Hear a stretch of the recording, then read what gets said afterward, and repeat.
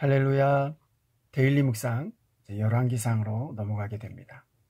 열왕기상은 하나님께서 함께해 주시고 이스라엘 역사 가운데 사무엘 상하, 열왕기 상하 이렇게 네 권의 책이 각각 제1 왕국기, 제2 왕국기, 제3, 제4 왕국기 이렇게 기록이 70인역에서 기록되어 있었습니다.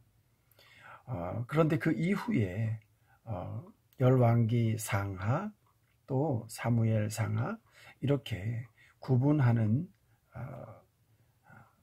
이 벌게이트에서 그렇게 구분을 한 이후에 사무엘 상하, 열왕기 상하 이렇게 구분을 하게 되었습니다.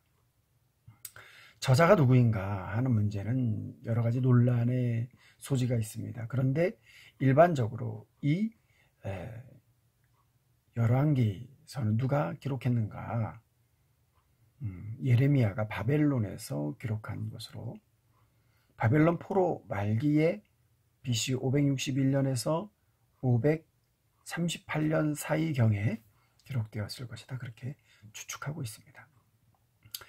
가장 많이 지지를 받고 있는 학설이기도 하고요.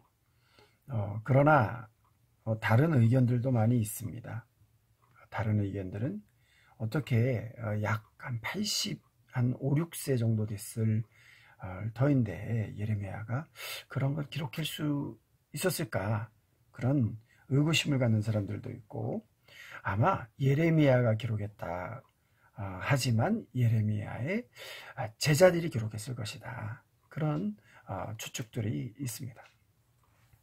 역사적인 배경을 한번 살펴보면 애굽 세력이 솔로몬 시대에 있어서는 아주 많이 쇠퇴를 하게 됩니다. 그리고 강성한 그 하나님의 역사의 수레바퀴의 흐름에서 또 강한 나라가 부상을 하게 되죠. 그 당시에 바벨론 왕은 누구였는가 하면 느부갓네살 왕이었습니다. 자, 바벨론이 애굽의 연합군을 대패시켜버렸죠. 그러면서 바벨론에게 이스라엘이 완전히 이제 몰락하게 되고 포로로 잡혀가는 역사가 진행이 됩니다. 그러면 이 열왕기서를 기록하게 된 그런 목적은 무엇일까? 목적은 두 가지로 나눌 수 있는데 하나는 종교적인 목적하고 또 하나는 이스라엘의 역사적인 관점에서 기록되었습니다. 하나님께서 이스라엘 백성들에게 함께 하신다고 했는데 이스라엘 백성은 지금 포로로 있는 상황이란 말이에요. 그러면 이스라엘 역사는 분명히 세속의 역사와는 다른데 이스라엘 민족은 그러면 왜 이러한 종교적인 어려움을 당하고 있는가? 종교적인 어려움을 당하고 있으면서 어떻게 헤쳐나가야 하는가? 그리고 또 하나님의 역사의 수레바퀴를 움직이시는 하나님의 역사를 이스라엘이 경험하는가 하는 그것들에 대한 역사를 통한 또 하나님을 향해서 끝까지 믿음을 잃지 않는 백성들을 통한 후대들에게 교훈을 남겨주기 위한 교육적인 목적이 담겨 있다고 할 수 있겠습니다. 그러면 열왕기상 1장으로 넘어가 보도록 하겠습니다.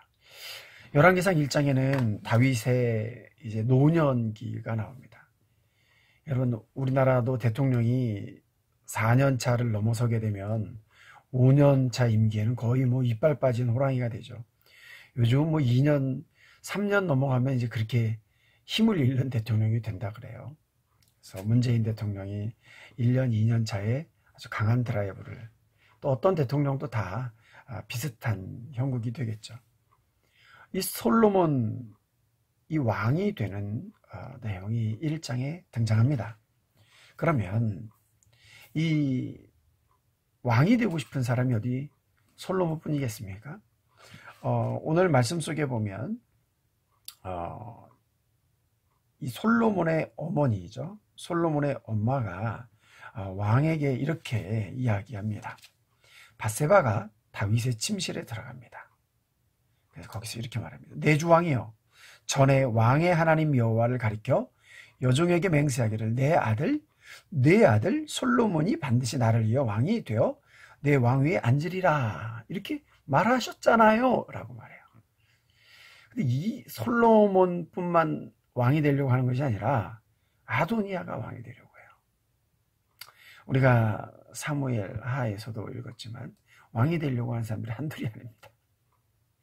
왕이 되려고 하는 사람이 한둘이 아닌데, 자, 여러분, 머리가 아주 아름다웠던 압살롬도 왕이 되려고 했었죠. 바로 아도니아가 이제 모든 사람을 모아놓고 왕 즉위식을 하려고 합니다. 그때 이제 달려가게 된 것이죠. 누구에게요? 다윗 왕에게. 다윗 왕이 내 아들 솔로몬을 왕이 된다고 하지 않으셨습니까? 그렇게 약속하지 않으셨습니까? 그럼 왜 다윗은 그런 약속을 했을까요? 솔로몬이 더 예뻤기 때문일까요? 아마 바세바에 대한 미안함이나 바세바에 대한 그런 마지막 그 사랑의 그런 표시가 아니었을까 하는 생각이 듭니다. 또 보면 솔로몬이 좀 지혜롭기도 했어요. 뭐 왕이 10손가락 이렇게 자녀를 살펴봤을 때 그 중에 왕이 될 만한 제목이 누군가? 이 왕은 잘 보지 않았겠습니까?